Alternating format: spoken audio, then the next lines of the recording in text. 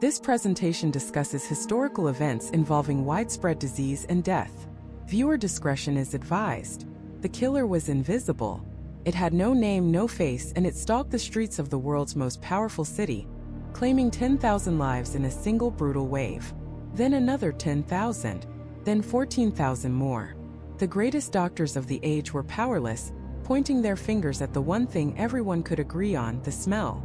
A foul, suffocating stench that rolled through the city like a plague of its own. They called it the miasma, a poisonous vapor they believed rose from the filth and carried death in the air. To fight it, they sealed their windows, burned incense, and held scented handkerchiefs to their faces. But the dying didn't stop, because they were wrong, catastrophically wrong. They believed the smell was the killer. But what if the smell was just a warning? A final desperate alarm bell screaming about something far, far worse lurking just beneath the surface? And what if the very thing they did to try and fix the smell was actually making the real killer infinitely more powerful? This is the story of how the most advanced city on Earth, the capital of a global empire, was brought to its knees by its own waste. This is the story of the Great Stink of 1858. To understand how a modern metropolis could be defeated by a smell, you have to understand the city London had become. This wasn't the London of Shakespeare or the Tudors. This was Victorian London, the throbbing heart of the Industrial Revolution. It was the center of global finance, the hub of world trade, the capital of an empire on which the sun never set. Its factories churned out goods that supplied the entire planet. Its shipyards built the most powerful navy in history. Its engineers were laying down railways that would crisscross continents. By the mid-1800s, London was, without question, the richest and most technologically advanced city mankind had ever built. It was the New York, the Tokyo, and the Silicon Valley of its day all rolled into one. And it was growing at a speed that was both terrifying and unstoppable. In just 50 years, the population had exploded from 1 million to nearly 3 million people. Imagine the entire population of Chicago suddenly crammed into a city with infrastructure built for the horse and buggy. There were no zoning laws to speak of, no modern public health department. People poured in from the countryside and from across the world, chasing the promise of work, packing themselves into sprawling, unregulated slums. Entire families lived in single, windowless rooms. The streets were a chaotic symphony of clattering carriages, shouting vendors, and the thick black smoke that belched from a million coal-burning chimneys. London was a marvel of human achievement, but it was built on a foundation that was beginning to crack. And beneath that foundation, a crisis was brewing. A crisis of filth. For centuries, London had dealt with its human waste in a way that was rudimentary, to say the least. Most houses had a cesspool in the basement or the backyard. Essentially, a brick-lined pit in the ground. When it got full, you'd hire men called night soilmen to come, usually under the cover of darkness, shovel out the raw sewage, and cart it away to sell as fertilizer to farmers outside the city. It was a disgusting job, but it was a closed-loop system. The waste was removed from the city and recycled. But the system was designed for a city of a few 100,000 people. It was never meant to handle the biological output of millions. As London swelled, the cesspools overflowed. They seeped into the ground, contaminating the wells from which people drew their drinking water. The smell in poorer neighborhoods was a constant, gag-inducing presence. The city was quite literally drowning in its own excrement. Then came an invention that was supposed to be a miracle, a symbol of progress in civilized living: the flushing toilet. Patented by Alexander Cumming in 1775, it was a luxury for the wealthy for decades. But by the 1840s, thanks to mass production, it was becoming a middle-class status symbol. A clean, efficient, and seemingly magical way to make your waste simply disappear. The government, desperate to solve the overflowing cesspool problem, and believing that foul smells were the root of all disease, saw this as the perfect solution. In 1848, they passed a law that made it mandatory to connect every new and existing house to the city's sewer system. No more cesspools. Everything would be flushed away into the sewers. Problem solved. Except it wasn't.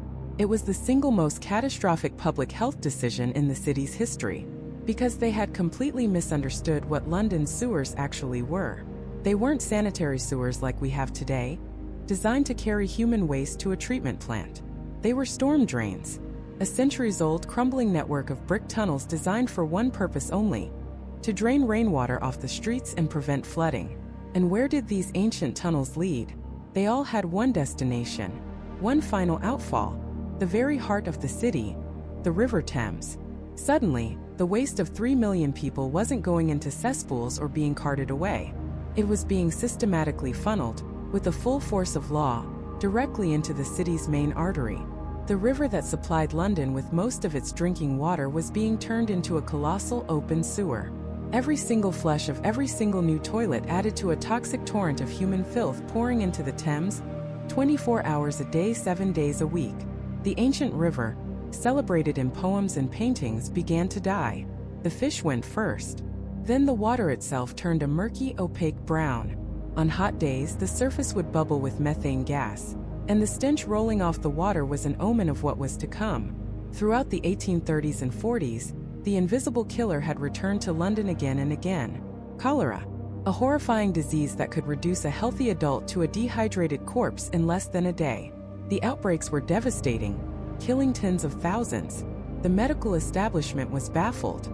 They clung to their miasma theory, convinced the disease was airborne, transmitted by the foul air rising from the city's slums and its increasingly polluted river. They were so close to the truth yet so far away. They could smell the problem, they just couldn't see it. They saw the stink as the cause, not the effect. So, they doubled down on their disastrous policy. The solution to the deadly miasma, they argued, was to get the filth out of the streets and away from people's homes as quickly as possible. Flush it all into the sewers, and let the river carry it away. They were, in effect, building a superhighway for the real killer, delivering it directly into the water glasses of the entire city. For years, this deadly mistake simmered just below the surface. The river grew more toxic, the death toll from cholera crept higher, but the city endured. Until the summer of 1858, a summer that would be different. A brutal, relentless heatwave descended upon London, and the sun began to beat down on the dying river. The water level dropped, exposing vast banks of thick, black, reeking sludge to the blistering heat.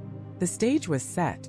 The city's greatest engineering marvels and its most catastrophic failures were about to collide, cooking up a nightmare that would paralyze the most powerful government on earth, and finally force a reckoning with the horror they had created. The Great Stink was about to begin. The summer of 1858 began with a suffocating stillness. By June, a relentless heat wave had descended upon London, clamping down on the city like the lid of a coffin. Day after day, the sun beat down from a hazy, cloudless sky, baking the cobblestones and turning the brick tenements into ovens. Londoners, accustomed to their gray, damp climate, were unprepared for this tropical oppression.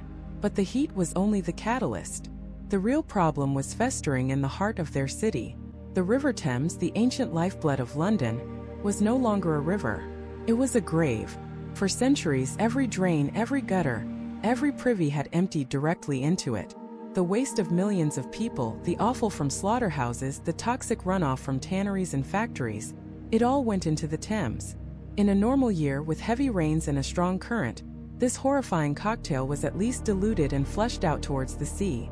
But 1858 was not a normal year. The heat wave was accompanied by a drought. The river's flow slowed to a crawl. The water level dropped, exposing vast, reeking mud banks of raw sewage that had been accumulating for decades. And under the relentless baking sun, this exposed filth began to cook. It was a process of pure chemical horror. In the absence of oxygen, the organic sludge underwent anaerobic decomposition. It was a slow bubbling fermentation, releasing a foul bouquet of gases. Methane, the same gas that bubbles up from swamps. Ammonia with its sharp, eye-watering sting. And most vile of all, hydrogen sulfide, the chemical that gives rotting eggs their signature stench. A gas that is toxic in high concentrations. The river itself was exhaling poison. The tide, which should have offered some relief, only made things worse. Twice a day, the tide would push the sewage back upstream. Then as it receded, it would pull it back downstream. The filth didn't leave. It just sloshed back and forth in the center of the city, a grotesque pendulum of putrefaction, churning and rebrewing under the sun. The concentration of solid waste was so high that the river had the consistency of a thick, brown soup. It was said that a dropped coin wouldn't sink, it would just rest on the surface. And then came the smell. It's almost impossible for us to imagine the sheer, overwhelming power of the stench. It wasn't just a bad smell. It was an object. a physical presence that invaded every corner of life. It had a weight, a texture.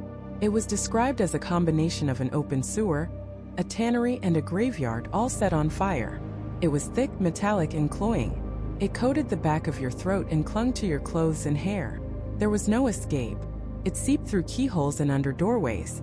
It rose from the floorboards of the grandest houses in Westminster and the foulest cellars in Southwark. People walked through the streets with handkerchiefs soaked in vinegar or perfume pressed to their faces, but it was useless. The stink punched right through. Nausea and headaches became a constant state of being for millions. People vomited in the streets. Businesses were forced to close because neither customers nor workers could stand the air. The wealthy who had the means began to flee London, packing their bags and heading for the countryside, abandoning the city to its fate. But for the vast majority, for the working poor, there was no escape. They were trapped in the epicenter of a city that was actively trying to suffocate them. Nowhere was the crisis more acute than in the very seat of power, the newly rebuilt Houses of Parliament, situated right on the banks of the toxic river. This was the nerve center of the largest empire the world had ever known, and its lawmakers were under siege. The stink poured into the committee rooms and the main chamber with a vengeance. The government, the most powerful on earth, was being brought to its knees by a smell. Their first response was almost comically pathetic. They ordered the curtains on the river-facing side of the building to be soaked in chloride of lime, a crude disinfectant, hoping to create a chemical barrier. Imagine this: the most powerful men in the world, debating the fate of nations, while their assistants frantically ran around re-soaking giant sheets to mask a smell that was making them gag. It was a scene of utter farce, but it was driven by a very real and deeply ingrained terror. Because to the Victorian mind, this wasn't just an inconvenience, it was a death sentence. You see, the prevailing scientific belief of the time was the miasma theory. For centuries, doctors and scientists had believed that diseases like cholera, typhus, and the Black Death were caused by miasma, a poisonous vapor or mist filled with particles of decaying matter. Bad air. They didn't understand germs or bacteria. To them, the smell was the disease. The great stink wasn't just disgusting. It was the physical manifestation of a plague waiting to happen. Every foul breath they took, they believed, was carrying the seeds of a horrific death directly into their lungs. This belief system turned the city's panic into hysteria. The government wasn't just trying to make Parliament more pleasant. They believed they were fighting to prevent an apocalyptic outbreak of cholera that could wipe out the city. The fact that cholera had already swept through London multiple times in recent decades, killing tens of thousands, only amplified their fear. They saw the great stink as the ultimate warning sign, the final prelude to a slaughter. There was one man, a physician named John Snow, who knew they were wrong. Just 4 years earlier, during a brutal cholera outbreak in Soho, Snow had painstakingly traced the source not to a bad smell, but to a single contaminated water pump on Broad Street. He had proven, with methodical genius, that the disease was waterborne, spread by an invisible organism. He had essentially discovered the foundation of germ theory, but the scientific establishment had dismissed him. His ideas were too radical, too far outside the accepted wisdom of miasma. So while the politicians in Parliament were fighting the smell, they were completely ignoring the real killer lurking silently in the water they were all still drinking. Their lime-soaked curtains did nothing. The stench grew worse. The heat was unrelenting. The great engine of the British Empire was grinding to a halt, its leaders gagging in their own filth, paralyzed by a problem of their own creation. They were fighting the wrong enemy with the wrong weapons, while the real threat was flowing right beneath their feet. The city was a powder keg of disease, and the great stink was the lit fuse. And as the days of June turned into the sweltering heat of July, the question on every Londoner's lips was no longer if a plague would strike, but how many of them would be left when it was over. In the heart of the world's most powerful empire, a medieval terror had returned. The specter of the Black Death, of a swift and merciless plague, haunted the waking thoughts and fevered dreams of millions. The city held its breath, waiting for the first telltale signs, the first wave of sickness that would signal the end. And in this atmosphere of pure, suffocating dread, the official response began. But it wasn't a response based on science as we know it. It was a response based on a profound and deadly misunderstanding. You see, for the medical establishment of 1858, the enemy had a name. They called it miasma. The miasma theory was the undisputed, heavyweight champion of medical thought. The idea was seductively simple. Disease was caused by bad air. Foul odors, the theory went, were not just symptoms of decay. They were the disease, a poisonous vapor, a miasma, that rose from filth and infected anyone who breathed it in. It made a certain kind of intuitive sense. Slums, sewers, and swamps smelled bad, and that's where people got sick. Therefore, the smell must be the killer. This wasn't some fringe belief. This was the gospel, preached from the highest lecterns of the Royal College of Physicians. And if the smell was the poison, then the Great Stink wasn't just an inconvenience. It was the largest chemical weapons attack in human history, unleashed by the city upon itself. The River Thames was no longer a river. It was a giant churning cauldron of miasma, bubbling up a pestilence that threatened to swallow London whole. And so the war on the stink began. It was a frantic, desperate, and utterly misguided campaign. The city's authorities ordered tons upon tons of chloride of lime to be dumped directly into the Thames near the outlets of sewers. The idea was to disinfect the river, to chemically neutralize the foul odor at its source. Every day, men in barges shoveled the white powder into the black water, a futile offering to a poisoned god. The cost was astronomical, running into thousands of pounds a week, a fortune at the time. The fight was taken to the streets. Carts loaded with lime trundled through the city, their contents spread on the smelliest roads and alleyways, turning the grimy cobblestones a ghostly white. It was a citywide exorcism, an attempt to purify the air itself. Inside the grand halls of government, the panic was even more palpable. The Houses of Parliament, sitting right on the riverbank, were at ground zero. The stench was so overwhelming that it infiltrated every chamber, every corridor. It was a direct assault on the very seat of imperial power. Lawmakers, the men who governed a quarter of the world's population, were seen holding handkerchiefs soaked in perfume to their faces, their eyes watering. The curtains of the Parliament building were drenched in a solution of chloride of lime, in a last-ditch effort to create a sanitized barrier against the toxic air. But it was like trying to stop a flood with a bedsheet. The miasma, they believed, was winning. But here's the devastating irony. While the city poured all its resources into fighting the smell, they were completely ignoring the real killer.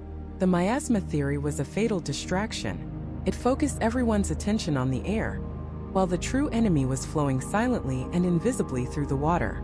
In the sea of panicked consensus, one voice was singing a different and deeply unpopular tune. His name was Dr. John Snow. Today we remember him as the father of modern epidemiology, a visionary hero of public health. But in 1858, he was widely regarded as a crank, an eccentric, a man obsessed with a bizarre and unproven theory. Just 4 years earlier, during a terrifying cholera outbreak in the Soho district, Snow had done something revolutionary.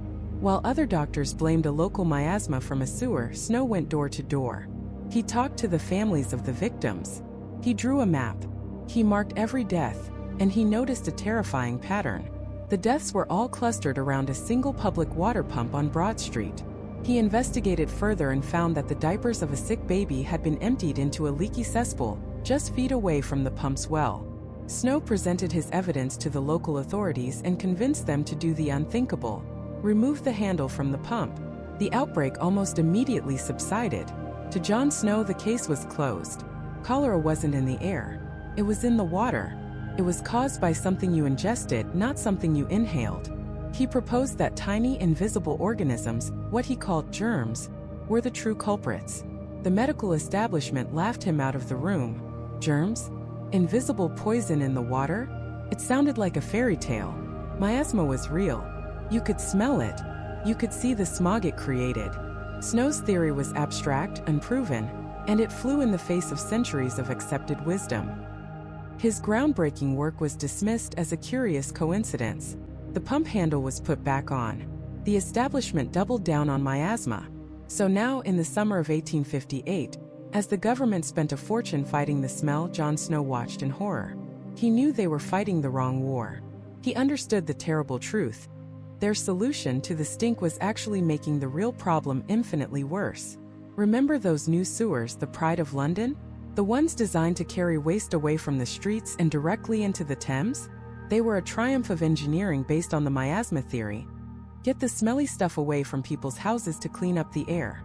But in doing so, They had turned the city's main source of drinking water into a superhighway for disease. Companies were literally pulling water from the sewage-choked Thames, giving it a cursory filter, and then pumping it directly into the homes of their customers. Londoners were drinking a diluted cocktail of their own filth, teeming with the cholera and typhoid bacteria that Snow knew were the real killers. The great stink wasn't the cause of the disease. It was the giant screaming alarm bell that everyone was ignoring. The sewers, built to save London from miasma, were poisoning it with germs.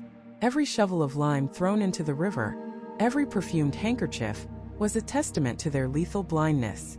They were meticulously cleaning the gun while ignoring the bullet. And all the while the heat beat down. July was even hotter than June.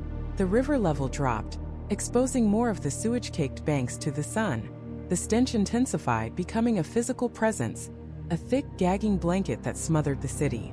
And finally, the system began to break. The law courts had to be abandoned. Judges and lawyers, unable to concentrate through the nauseating fumes, simply fled. But the true crisis point was reached in the Houses of Parliament. The chloride of lime-soaked curtains were failing.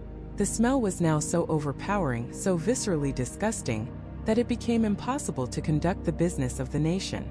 On one particularly foul day, a proposal was made to move the entire government, to abandon London and reconvene in Oxford or St. Albans.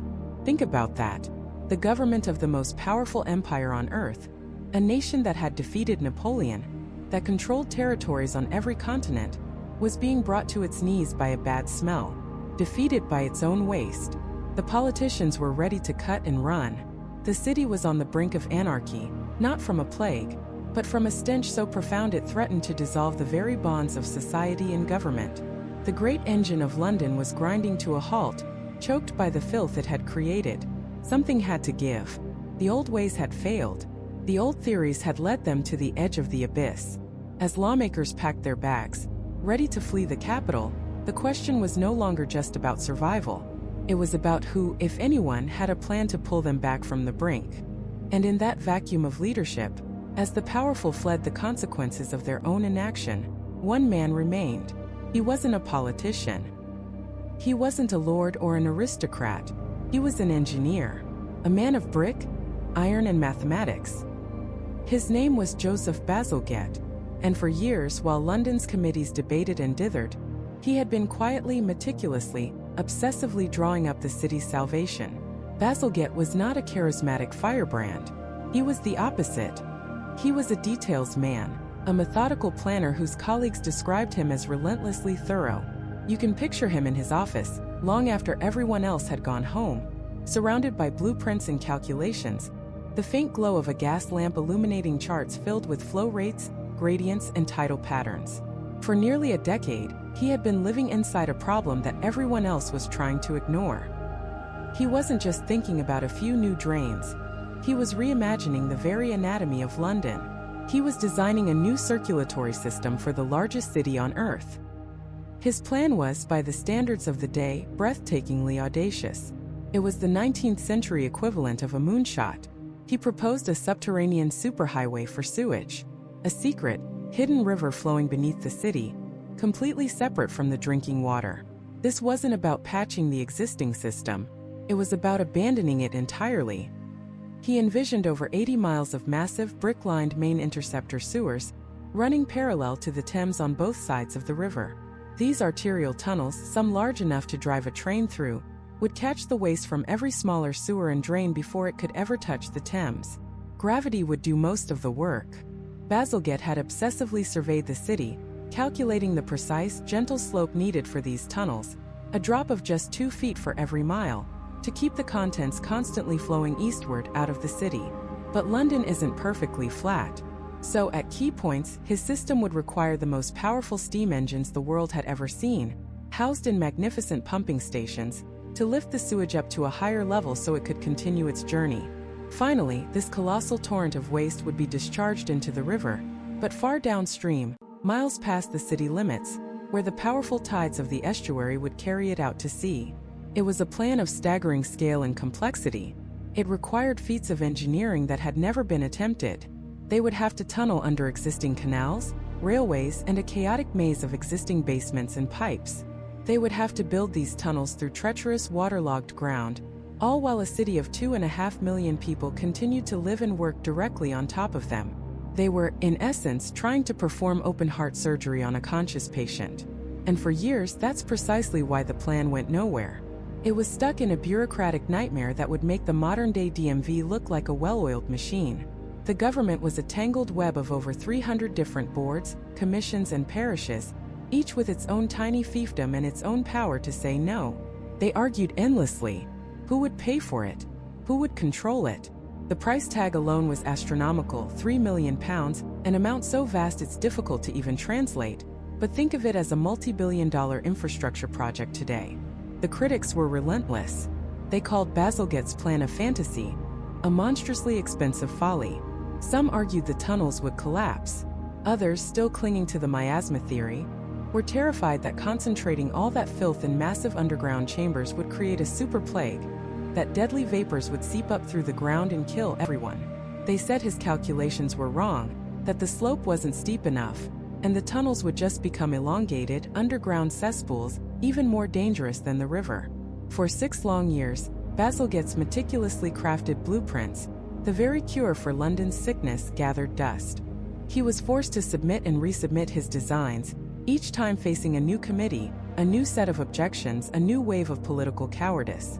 He must have felt a profound, soul-crushing frustration, knowing he had the answer while watching the death toll from cholera tick ever higher. And then came the summer of 1858, the summer of the Great Stink, and everything changed. The crisis had become personal for the men in power. The stench wasn't just a problem for the poor living by the river anymore. It was now an invading army, and it had laid siege to the very heart of the British Empire, the Palace of Westminster, the Houses of Parliament. The smell was so overpowering, so physically sickening, that it brought the government of the most powerful nation on earth to a grinding halt. Imagine being a member of parliament during that heat wave. You're trying to debate tax policy or foreign affairs, but you can't concentrate. You're gagging. Your eyes are watering from the ammoniacal fumes wafting in through the windows. The grand halls of democracy smelled like an open grave. They tried to fight back. They ordered the curtains to be soaked in lime chloride, a crude attempt to neutralize the odor. But it was useless. The miasma, the great enemy, was no longer a theory. It was a physical presence in the room, suffocating them, mocking their power. One politician, John Brady, stormed into a committee room and grabbed the government's chief architect. He dragged him to the window overlooking the Thames and declared that the foul air was going to kill them all if they didn't act. Another, Benjamin Disraeli, a future prime minister, described the river as a Stygian pool, reeking with ineffable and unbearable horrors. The Great Stink had accomplished what years of reason, science, and cholera epidemics could not.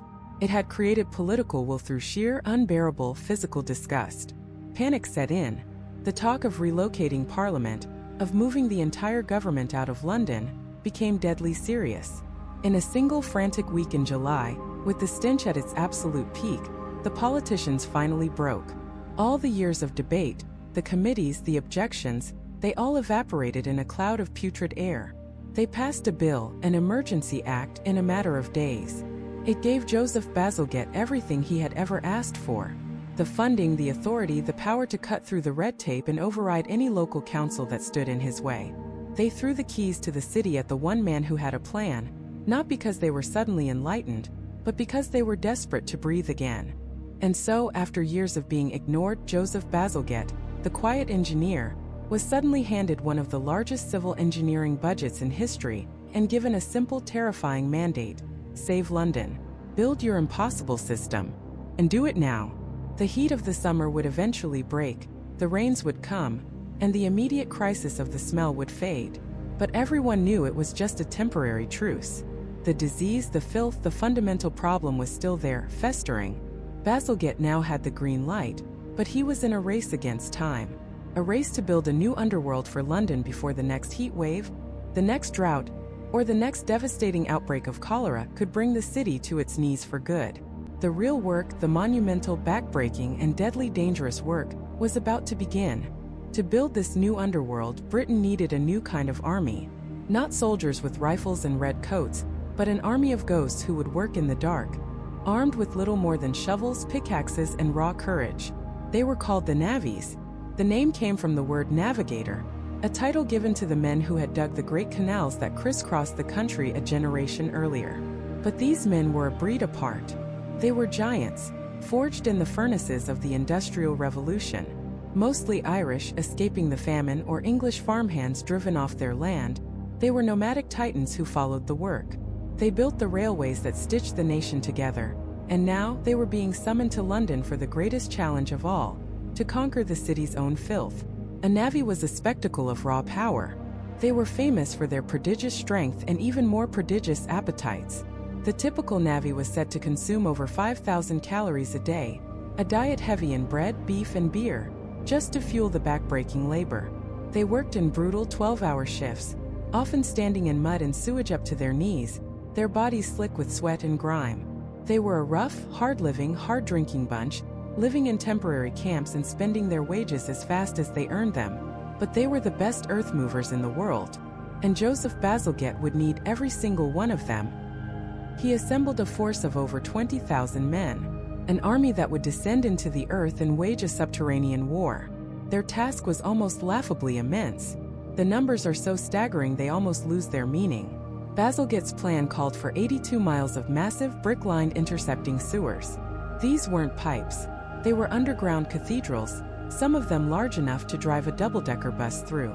To build them, the navvies would have to excavate 3.5 million cubic yards of London soil. That's enough dirt to fill the Empire State Building more than 2.5 times over. And then there were the bricks. 318 million of them, each one laid by hand, deep beneath the city streets. 318 million. If you laid those bricks end to end, they would circle the earth 1.5 times. This wasn't a construction project. It was a migration of material on a scale the world had never seen before. And it all had to be done in a city that couldn't stop. London's heart had to keep beating, while this colossal open-heart surgery was performed on its bowels. To bind this new world together, Bazalgette chose a revolutionary new material, Portland cement. This wasn't the lime mortar that builders had used for centuries, which would wash away in water. Portland cement was a kind of Victorian superglue. It was hydraulic, meaning it could set and harden even when completely submerged in water. This was absolutely critical. The navvies would be building in soil that was saturated with water from the Thames, from leaking pipes, and from the very sewage they were trying to contain. With Portland cement, they could build structures that were not only strong, but effectively waterproof, creating sealed arteries that would last for centuries. Bazalgette's genius was on display in every detail. He insisted the main sewers be built in a distinctive oval or egg shape. This wasn't for aesthetics. It was a masterstroke of fluid dynamics. A round pipe works well when it's full, but when the flow of sewage is low, waste can settle at the bottom and create blockages. In Bazalgette's egg-shaped design, the narrower, curved bottom concentrated even a small trickle of water into a faster-moving stream. This created a self-cleaning action, a permanent current that scoured the sewer floors, preventing the buildup of the very same toxic sludge that had caused the great stink in the first place. Gravity and clever geometry would do the work for them forever. But genius on paper is one thing. Executing it in the lethal labyrinth beneath London was another. The work was unimaginably dangerous. The navvies weren't just digging in dirt. They were digging through a toxic time capsule.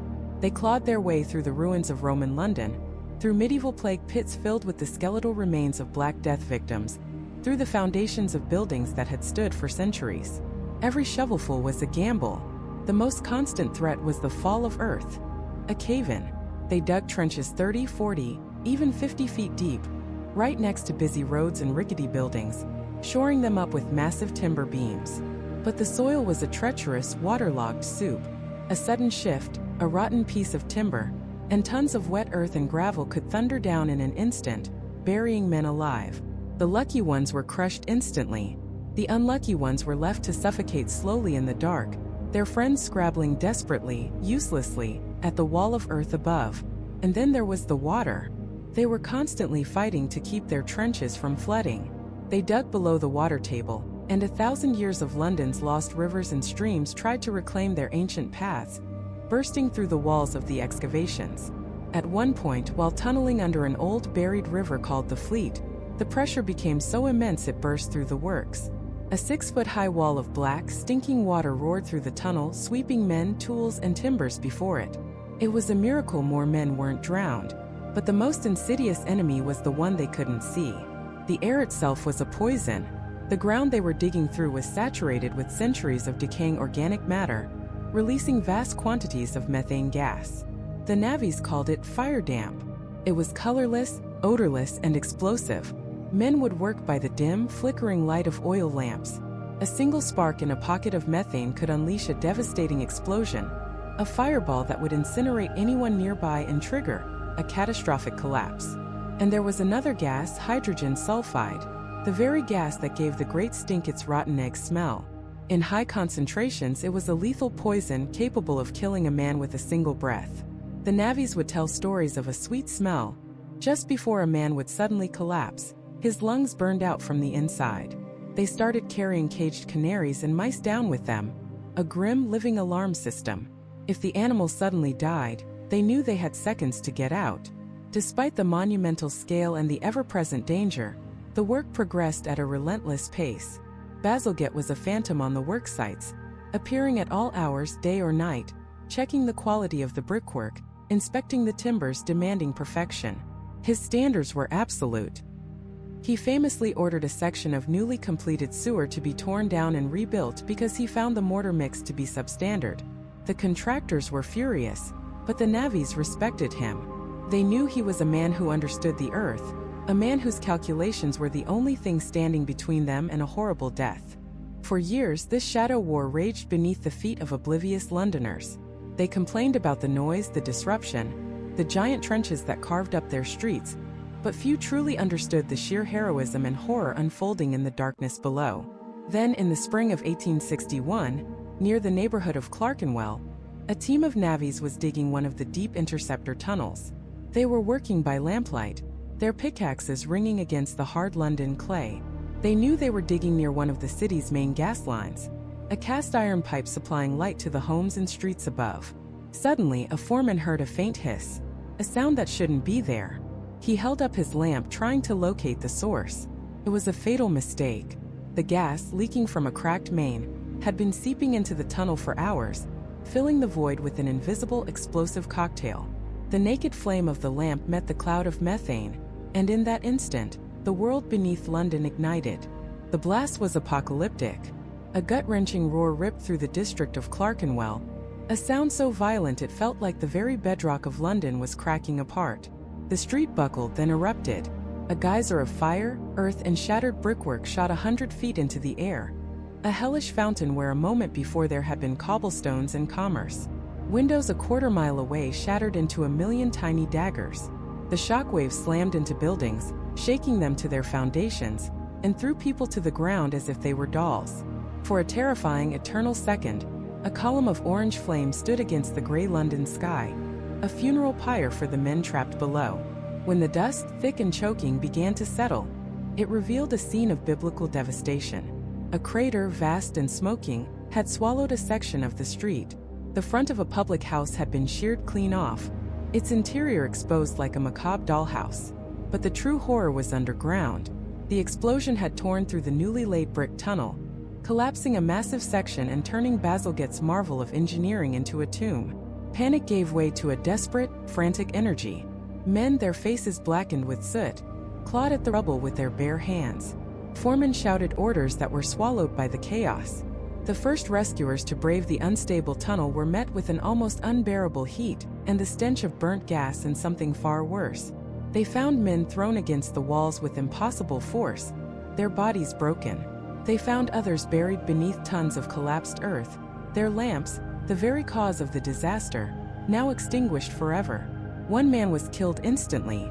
Another would die of his injuries.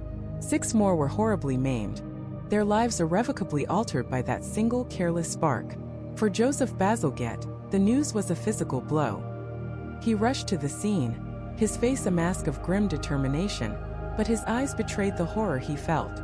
This wasn't some abstract engineering problem on a blueprint. This was real. This was blood and shattered lives.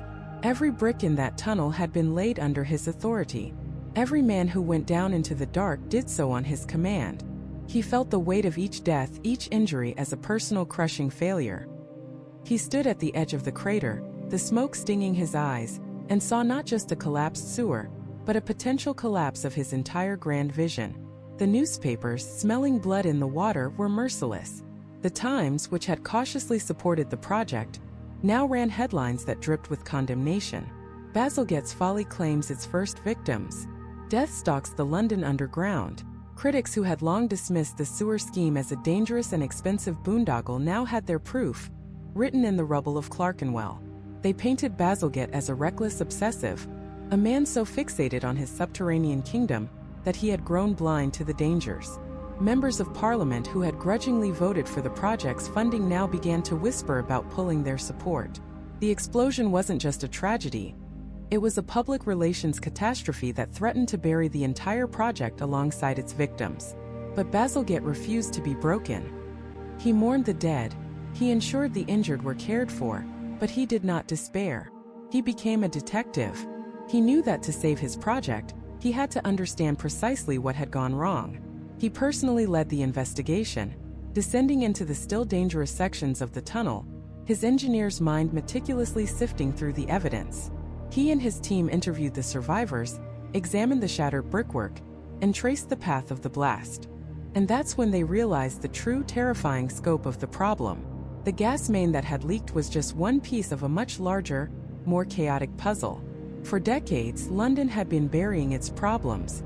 A tangled, unmapped labyrinth of pipes and conduits festered beneath the streets.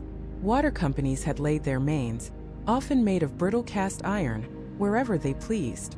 A dozen different gaslight companies had their own networks, crisscrossing and overlapping in a subterranean spaghetti junction of potential hazards. Telegraph wires, hydraulic power lines, and old, forgotten sewers from Roman times all competed for space in the crowded dark. There were no master plans, no central authority. It was pure, unregulated chaos. Bazalgette understood, in a moment of chilling clarity, that he wasn't just building a new sewer system. He was performing open-heart surgery on a patient who didn't even know their own anatomy. His tunnels, the arteries of his new system, were being driven through a body riddled with invisible leaking poisons. The Clerkenwell explosion wasn't a freak accident. It was an inevitability, and it would happen again and again unless he did something truly radical. This disaster born of chaos would give birth to a new kind of order. Bazalgette didn't just repair the tunnel. He reinvented the safety of underground construction. He mandated a new level of ventilation, designing special shafts that would constantly draw fresh air into the tunnels and expel any dangerous gases. In a stroke of public-facing genius, many of these ventilation shafts were cleverly disguised, incorporated into the design of ornate new street lamps, hiding their vital function in plain sight. He instituted a strict no-naked flames policy, forcing the adoption of the newly invented Geordie lamp, a safety lamp designed for coal miners that encased its flame in a fine wire mesh, preventing it from igniting ambient gas. But his most important innovation was one of information. He ordered his surveyors to create the most detailed maps of subterranean London that had ever existed. For the first time, someone was charting the hidden chaos, marking every gas line, every water main, every obstacle.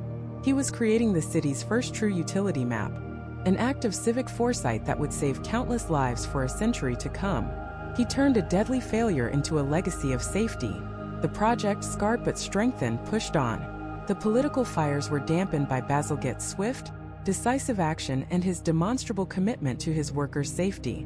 The press, seeing a story of resilience rather than incompetence, slowly began to change its tune. The tunneling continued, slower now, more cautious, but with a renewed sense of purpose.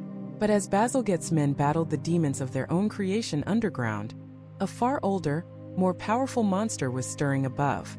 The explosion had shaken a corner of the city, but the weather was about to lay siege to all of it. As May bled into June of 1858, the sky over London cleared. The persistent rain and cloud gave way to a brilliant, relentless sun. A heat wave, the likes of which no one could remember, began to descend upon the capital. The temperature started to climb day after agonizing day. And with every degree the mercury rose, the great slumbering beast at the heart of the city, the River Thames, began to cook. The great stink was about to be born. It began not as a wave but as a whisper, a foul premonition on the air. a hint of decay that Londoners, long accustomed to the city's background odor, might have initially dismissed. But this was different. This was not the familiar smell of coal smoke and horse manure. This was the smell of the grave. As June of 1858 wore on, the whisper became a murmur, and the murmur a roar. The heat wave, relentless and suffocating, had turned the River Thames into a vast, shallow open-air sewer, baking under a pitiless sun. Imagine a stagnant pond on the hottest day of summer. Now imagine that pond is miles long and 100 yards wide. And instead of water, it's filled with a concentrated waste of 2.5 million people, the offal from every butcher shop, the chemical runoff from every factory, and the decomposing bodies of stray animals. Now turn up the heat. Let it simmer. Let it bubble. Let it ferment. The river's water level dropped, exposing vast, reeking mudflats of pure human filth to the direct heat of the sun. The process that began was not merely decay. It was an active, violent putrefaction. Bubbles of methane and hydrogen sulfide, the gas that gives rotten eggs their signature stench, belched up from the riverbed, bursting on the surface in greasy rainbow-colored slicks. The smell that rose from this colossal chemical soup was an entity unto itself. It was a physical presence, an atmospheric event. It was described by those who endured it not as a single odor, but as a complex, layered assault on the senses. It had the sour, metallic tang of industrial waste, mingled with the sweet, cloying sickness of human decomposition. It was thick. You could almost feel it on your skin, a greasy film that settled on everything. It clung to the back of your throat, tainting the taste of food and water. Londoners woke to it, they worked in it, and they tried desperately to sleep in it. The city's first line of defense was pathetically inadequate. People walked the streets with handkerchiefs pressed to their faces, doused in cheap perfume, vinegar, or camphor. It did nothing. The stink simply punched through these flimsy barriers. Housewives hung sheets soaked in chloride of lime over their windows, a crude attempt at chemical warfare against an invisible enemy. The chemical smell mingled with the stench of the river to create a new, even more nauseating perfume of a city in distress. In the streets, carts rumbled along, their drivers spreading white powder, more chloride of lime. Over the gutters and drains, a futile gesture, like trying to empty the ocean with a teaspoon. Life along the river, the very artery of the city, ground to a halt. The penny steamers that ferried people across the Thames became voyages through a floating hell. Passengers would vomit over the rails, their faces pale green. On the new riverside terraces of the Houses of Parliament, gentlemen and ladies who had once enjoyed a stroll with a view of the water now fled indoors, gagging. The stink respected no social class. It seeped into the grimy tenements of the poor in Southwark and the grand townhouses of the rich in Westminster with equal democratic malice. It was an invisible plague, and with the memory of the recent cholera epidemic still raw, Londoners were terrified. They believed the miasma, the bad air itself, was carrying death. And this was the worst air, the most foul miasma, that anyone had ever experienced. People began to fall ill, not from cholera, but from nausea, from headaches, from sheer atmospheric oppression. The city was being poisoned by its own breath. And then the stink made its most audacious move. It decided to go into politics. The Palace of Westminster, the very heart of the British Empire, had been recently rebuilt, a Gothic masterpiece of spires and towers. Its one critical design flaw? It was built right on the banks of the festering Thames. Its brand new state-of-the-art ventilation system was designed to draw in fresh air from the river. But in the summer of 1858, there was no fresh air. There was only the stink. The invisible monster seeped into the building. It crept along the stone corridors, it poured through the magnificent stained glass windows of the House of Lords, and it settled like a shroud in the green leather chamber of the House of Commons. The lawmakers of the most powerful nation on earth found themselves under siege. Committee meetings were abandoned as distinguished members fled the rooms, clutching their stomachs. One day, the stench in the law courts, which sat in Westminster Hall, became so overwhelming that the legal proceedings had to be abandoned entirely. Justice itself was being suffocated. The government's initial response was almost comical in its desperation. They ordered the palace curtains to be soaked in yet more chloride of lime, hoping to create a chemical barrier. The building now reeked of a combination of sewage and bleach, a smell so acrid it made the eyes water.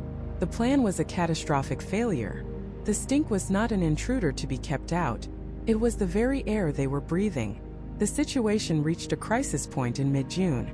A member of parliament rose to speak, but could barely get his words out through the gag-inducing stench.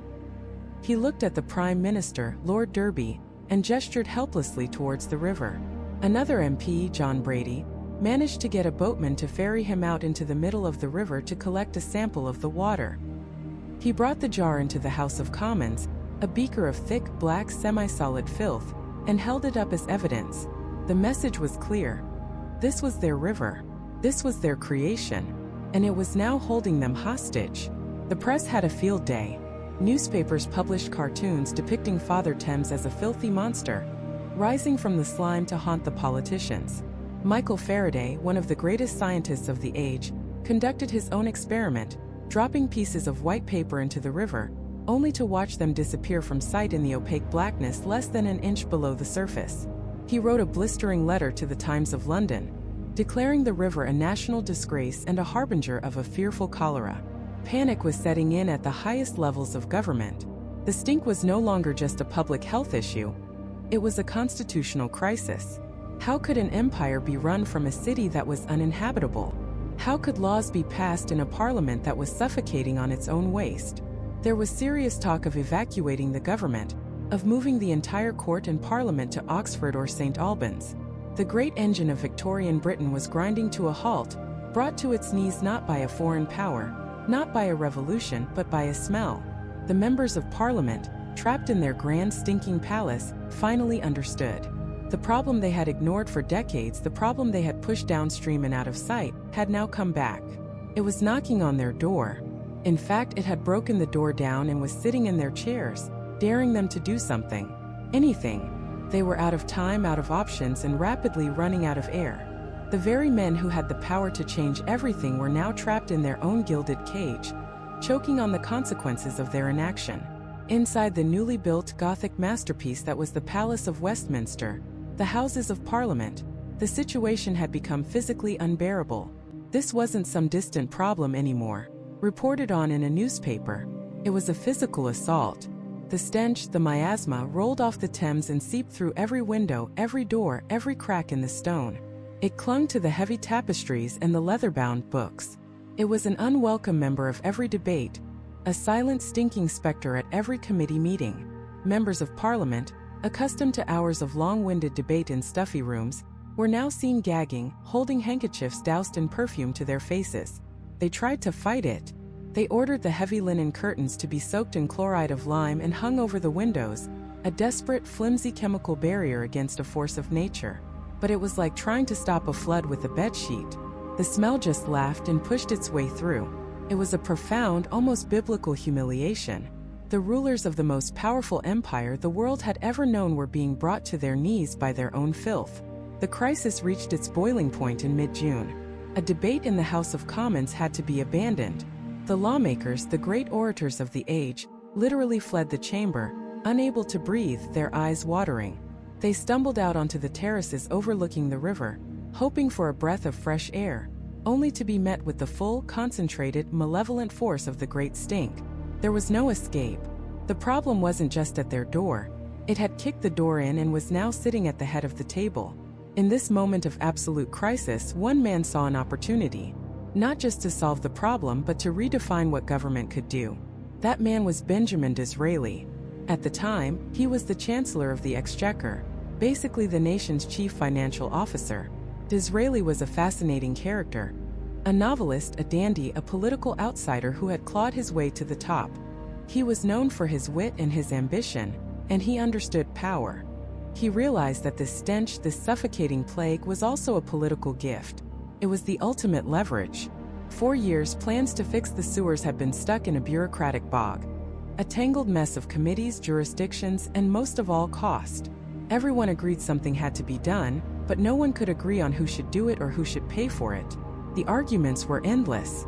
The Metropolitan Board of Works, led by Joseph Bazalgette, had a plan, a brilliant plan, but it was just that, a plan on paper starved of the political will and the money to make it real. Disraeli saw his chance to cut through all of it. On a sweltering late June day, with the foul air thick in the committee rooms, he rose to introduce a new bill, the Thames Purification Bill. It was audacious. It was radical. and it was designed to move at a speed the British government had never seen before. The bill was stunningly simple. It would bypass all the committees, all the squabbling local authorities, and it would place the sole responsibility for cleaning the Thames squarely on the Metropolitan Board of Works. More importantly, it would give them the money to do it. Not a small grant, not a loan to be debated for years. It proposed that the government would guarantee the borrowing of £3 million. In today's money, that's a figure well over $4 billion. It was a staggering sum, proposed to be approved almost overnight. The opposition was immediate. This wasn't how things were done. This was a massive government overreach. Giving one body, one man, really Bazalgette, that much power and that much money with so little oversight? It was fiscally irresponsible. It was a dangerous precedent. Voices were raised in Parliament, arguing about the cost, the speed, the violation of established procedures. They were trying to have a normal political debate in the middle of an emergency. And this is where Disraeli played his masterstroke. He didn't just argue with facts and figures. He used the very air they were breathing as his primary piece of evidence. He essentially dared his opponents to deny the reality of the crisis. He famously called the Thames a Stygian pool, reeking with ineffable and unbearable horror. He wasn't just describing a dirty river. He was painting a picture of a hellscape that was consuming their city. Every argument about cost, every complaint about procedure sounded absurd, even insane, when the person making it was simultaneously trying not to vomit from the smell. Disraeli's argument was simple. The endless debate, the cautious penny-pinching, the bureaucratic paralysis, that was what led them here. That was the system that had failed. To continue with that same system now would be an act of collective suicide. This wasn't a question of pounds and shillings anymore. It was a question of life and death. A question of whether London would remain a habitable city. He forced them to choose their old, comfortable procedures or their survival. The Great Stink was the ultimate political lobbyist. It didn't need to make appointments or write letters. Its presence was felt in every room, in every breath. It swayed votes more effectively than any party whip. And so, the unthinkable happened. The British government, famous for its slow, deliberate, almost glacial pace, moved with the speed of a lightning strike. The Thames Purification Bill, a piece of legislation that in normal times would have taken years to pass, flew through Parliament. It was debated, amended, and passed by both the House of Commons and the House of Lords in just 18 days. 18 days. From a desperate idea to the law of the land. The Queen herself gave it royal assent, and just like that, the fight was over. The money was secured. The authority was granted. The endless years of talking were finally, blessedly, finished. A wave of relief must have washed over the city. A decision had been made. Action was coming. But for one man, the relief was likely mixed with a terrifying, crushing sense of responsibility. The entire political weight of the nation, the hopes of millions of Londoners, and a budget equivalent to billions of dollars had just been placed squarely on his shoulders. All the excuses were gone. All the barriers had been removed. Now he just had to deliver. Joseph Bazalgette, the patient engineer, the man who had spent years drawing up his grand designs while politicians argued, suddenly had everything he ever asked for. He had the green light. He had the power. He had the money. Now all he had to do was build the largest, most complex, and most ambitious sewer system the world had ever conceived, right under the feet of the biggest and busiest city on Earth, without bringing it to a grinding halt. The political battle was won. But the real war, a war against mud and tides and disease, and the sheer unforgiving geology of London, was just about to begin.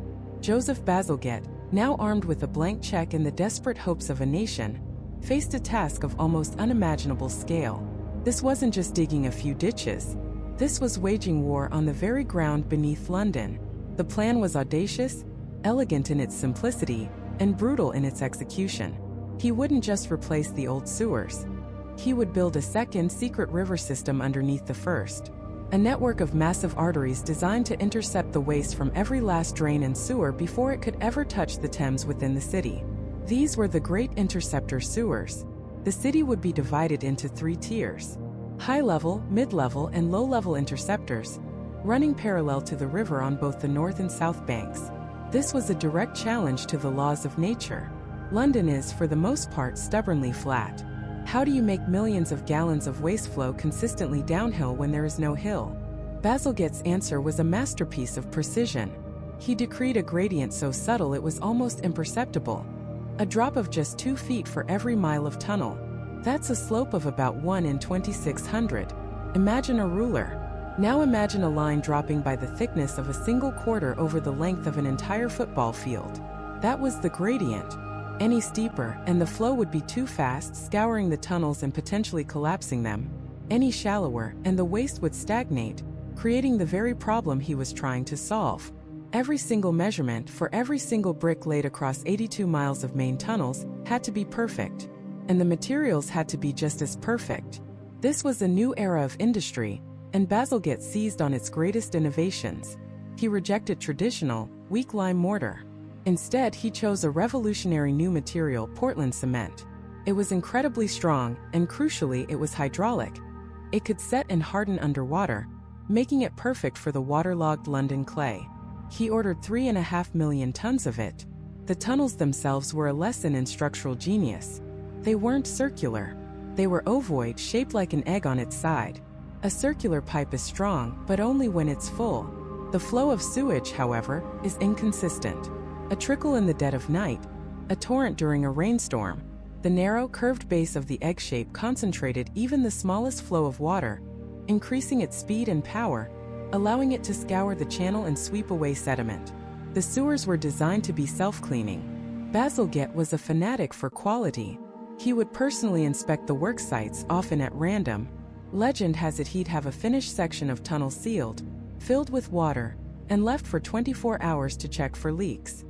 He would walk the dark, damp tunnels himself, tapping the brickwork, ensuring every single component met his impossibly high standards. He famously rejected an entire shipment of bricks from a contractor because they weren't strong enough. The contractor protested, so Bazalgette had one of his own bricks and one of the contractor's bricks dropped from a height.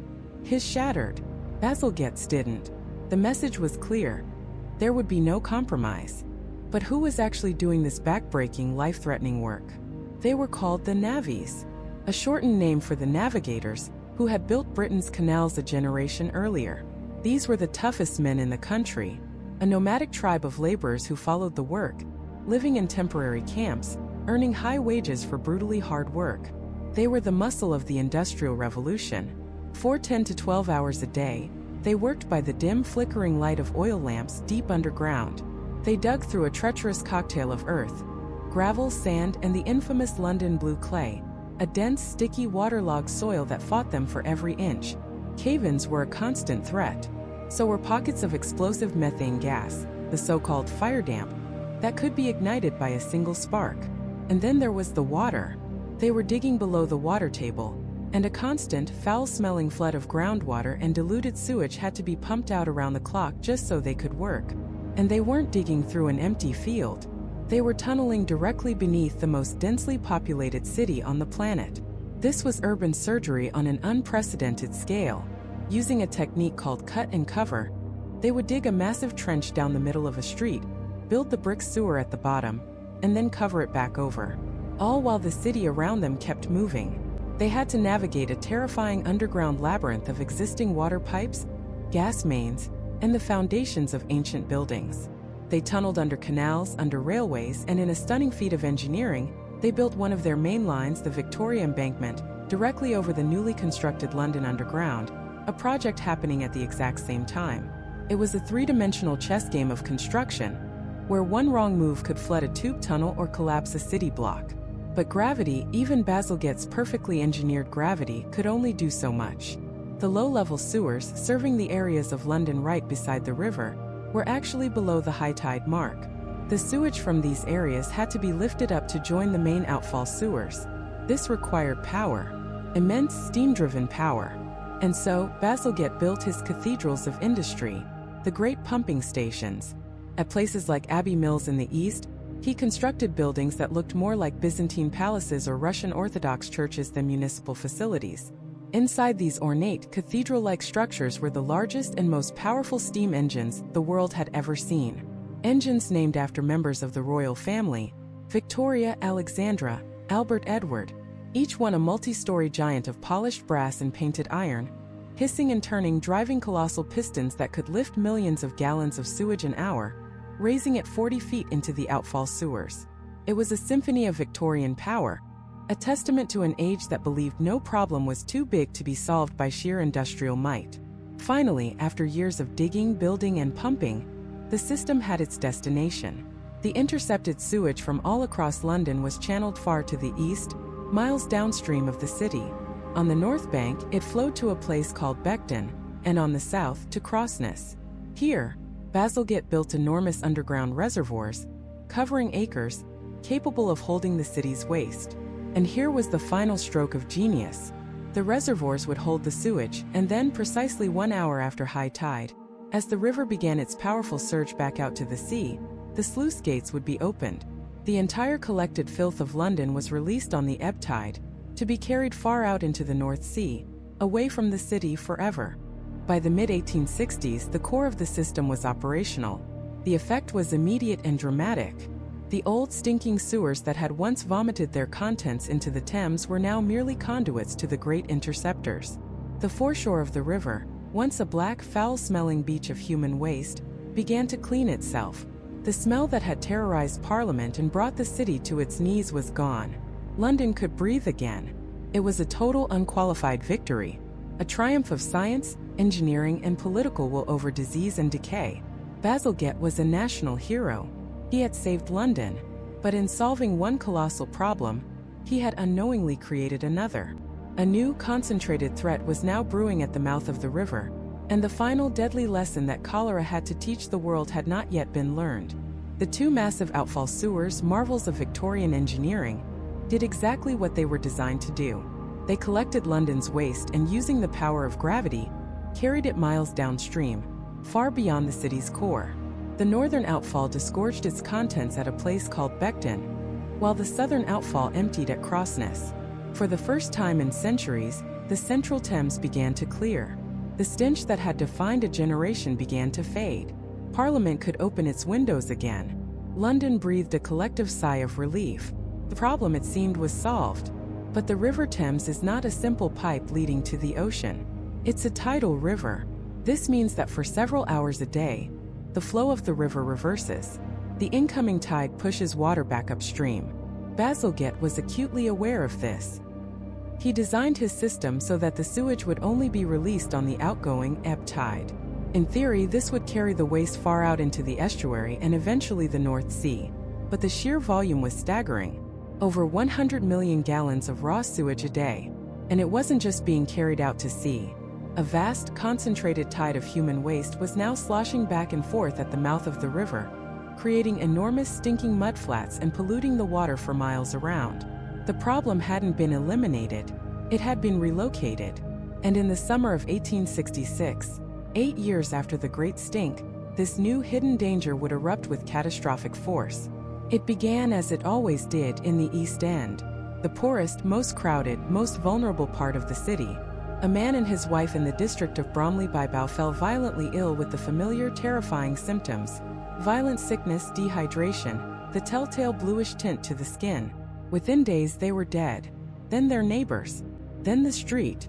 Then the entire parish. Cholera was back. And it was more virulent and faster spreading than ever before. Panic swept through the East End. People fled their homes, carrying the disease with them. In just 1 week in July, nearly 1,000 people died. The death toll climbed into the thousands. It was a horrifying echo of the outbreaks that had terrorized London before. But this time it was different. This time London had its new magnificent sewer system. The system that was supposed to have ended this nightmare forever. Immediately questions were asked. Fingers were pointed. Had Bazalgette's grand project failed? Had his new sewers, by concentrating all the city's filth in one place, somehow created a new supercharged form of the disease? The pressure on the government and on Bazalgette himself was immense. His life's work, the salvation of London, was now under suspicion of causing the very plague it was meant to prevent. But a new generation of medical investigators, armed with the once radical theories of John Snow, refused to accept the old miasma explanation. They knew the answer wasn't in the air. It was in the water. A government inquiry was launched, led by a brilliant sanitary scientist named Dr. William Farr. Farr and his team descended on the East End, determined to solve the mystery. They began mapping the deaths, just as Jon Snow had done a decade earlier, and very quickly a pattern emerged. The deaths were almost exclusively confined to an area served by one specific company, the East London Waterworks Company. Neighborhoods right next door, served by different water companies, were almost completely untouched. It was the Broad Street pump all over again, but on a terrifyingly massive scale. The investigators focused their attention on the water company. They demanded to see their records to inspect their facilities. The company insisted its water was clean. They claimed their intake was far upstream on the River Lea, a tributary of the Thames, well away from any possible contamination. They pointed to their new filter beds, which they swore were state-of-the-art. But Farr's team was skeptical. They followed the pipelines, they inspected the reservoirs, and they uncovered a deadly secret. The East London Waterworks Company was lying. While they did have a new, cleaner intake upstream, they were still using their old system as well. And their old intake was located right next to an uncovered reservoir at Old Ford. The investigators discovered, to their horror, that this reservoir was being directly contaminated by the northern outfall sewer. Bazalgette's massive sewer ran just a few hundred yards away, and it was leaking. The concentrated sewage from 2 million Londoners was seeping through the earth and into the reservoir that supplied drinking water to the entire East End. The company hadn't just failed to provide clean water. They were actively pumping a diluted solution of cholera-infected sewage directly into people's homes. It was the final irrefutable proof of Jon Snow's theory. The smoking gun. The 1866 cholera outbreak wasn't a failure of Bazalgette's sewers. It was a catastrophic failure of a private water company to provide safe drinking water. The inquiry's report was a bombshell. It completely exonerated Joseph Bazalgette. His system had worked perfectly. In fact, the parts of London that were fully connected to his sewers and served by clean water companies were virtually cholera-free.